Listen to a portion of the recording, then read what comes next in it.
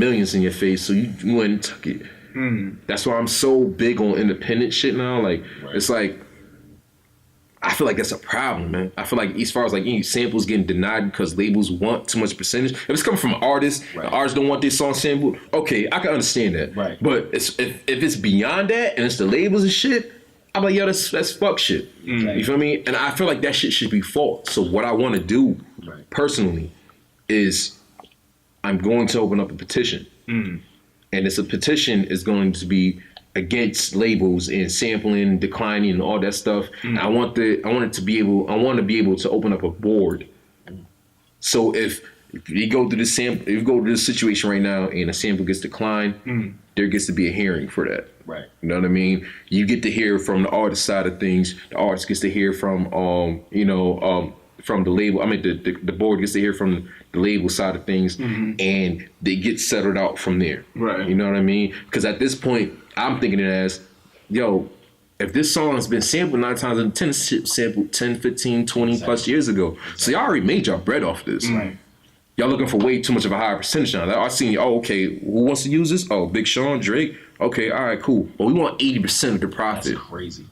That reminds me of some shit stupid. That J. Cole said on his last track of 2014 Forest Hills Drive. It was like, yo, if you made this shit and somebody's inspired by your shit, let me sample this shit so I can inspire people with the same shit. Exactly. So that's what it is. It's inspiration, man. I don't give a fuck what nobody says. If you're making music, you was inspired by somebody. I don't care if it was a song you heard. I don't care if it was a sample that was made. I don't care if it was you was watching somebody playing the fucking piano or some shit like that, and you just caught a vibe. You was inspired by something. Exactly. You know what I mean? And you feel me? I think that's bullshit.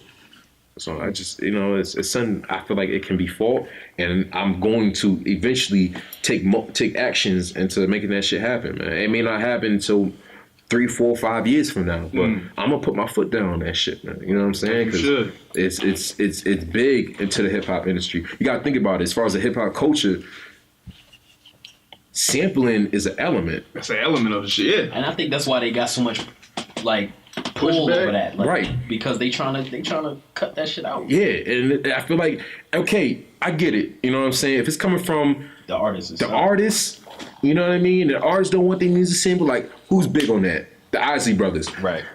Kendrick Lamar made and that was like a shocker because Isley Brothers don't let niggas clear or sample shit. Nothing. Right. You know what I mean? But they felt like he was making, it was more than just him making $1. He was proving a point, which what he was doing and To Pimp a Butterfly.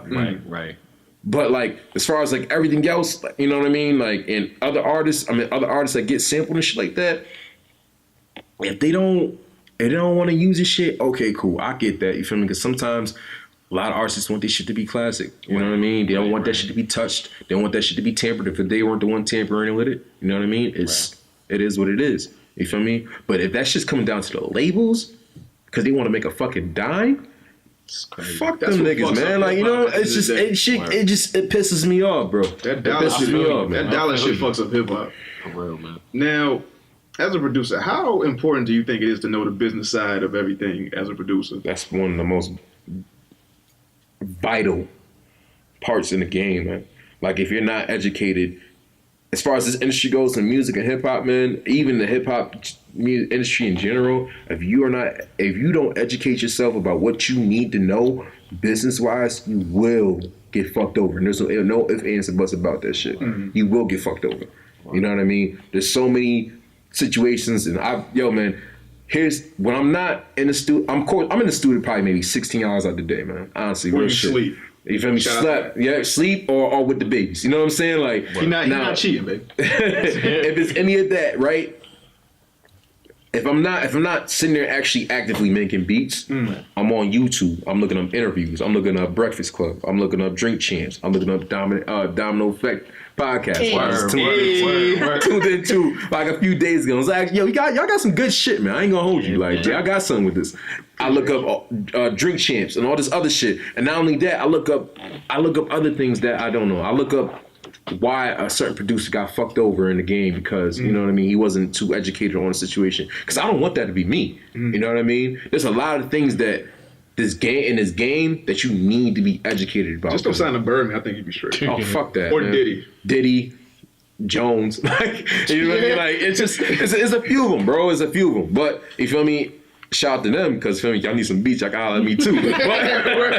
But, you know what I mean? It's just, you know, I don't believe in signing into major deals. What I believe in, as far as like, you know, what is the move or what's more like in your best interest as far as an artist or a rapper, is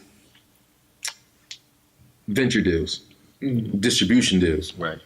Guys are just gonna give you the bag so you can do whatever the fuck you want. You know what I'm saying? You gotta still put in that work. You know what I mean? Like, that's just what distribution deals are. They're just giving you money, man. They're gonna give you a little access to shit you wasn't accessible to before. But you still gotta put in that work on your own, man. You know what I mean? So I feel like that's better than you already getting hand walked to, like, you know, the radio stations, the red carpets and everything. But, you know, practically 3/4 of your earnings off of you making all this music is taken by the labels. You know what I mean? Labels got niggas by the balls, bro. Literally, man. Like, from 70%, 75, 85% of earnings will go to the labels. That's like, you feel me? Like, that's crazy, man. You feel me? And even like, when you think about it, it's wild to me. Like, as far as like the simplicity of shit, like the simplicity of music. The artist can't make a song without the beat. Exactly. You feel me? So why is the producers getting the fucking chicken scratches and the crumbs of the profit?